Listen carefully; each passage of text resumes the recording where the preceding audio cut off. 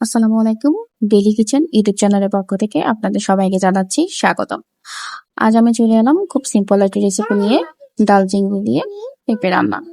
রান্নাটি সম্পূর্ণ নতুনদের জন্য। তো চলুন মূল রেসিপিতে যাওয়া যাক। এখানে প্যানে আমি প্রথমে কিছুটা পরিমাণ তেল দিয়ে দিব, তারপরে এতে অ্যাড করব পেঁয়াজ কুচি, তারপরে এতে অ্যাড করছি ধুয়ে রাখা কিছুটা পরিমাণ চিংড়ি। চিংড়িগুলোকে হলুদ, মরিচ, লবণ দিয়ে খুব ভালোভাবে ভেজে নেব। চিংড়িগুলো ভাজা হয়ে গেলে এতে এতে আমি অ্যাড করব রসুন বাটা।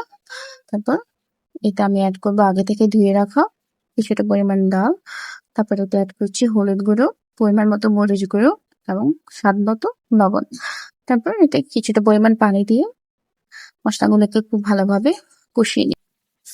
মশলাগুলো কষানো হয়ে গেলে এতে আমি অ্যাড করব কিছুটা পরিমাণ পানি।